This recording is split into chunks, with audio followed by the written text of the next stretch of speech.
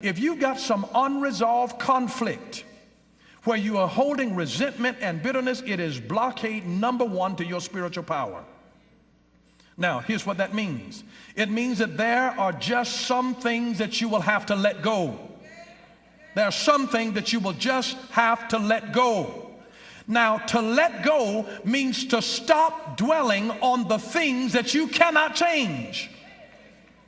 To let go means to stop dwelling on the things that you cannot change. If you can't change something, let it go. Just let it go. Just let it go. I don't care who it is or what it is. If it's a situation on your job and if you can't change it, let it go. This is something that a man or woman in your life that keep doing, you're going to have the power to change it, let it go. Let it go. Just let it go. Let go. To let go means to stop dwelling on the things that you cannot change.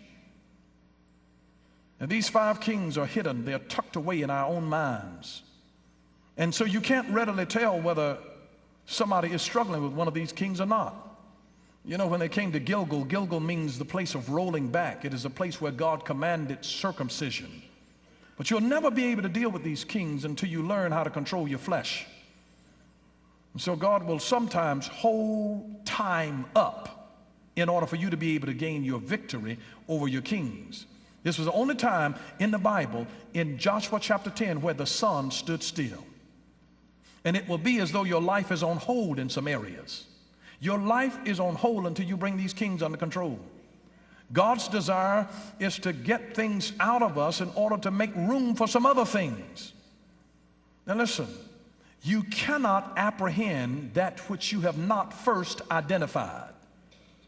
You cannot apprehend that which you have not identified. If somebody says to you, I want you to go over to the hardware store and get me one of those whatchamacallits. Have you ever sent somebody and said, get me one of those whatchamajiggums? If you have not identified it, you have no ability to apprehend that which you have not first identified.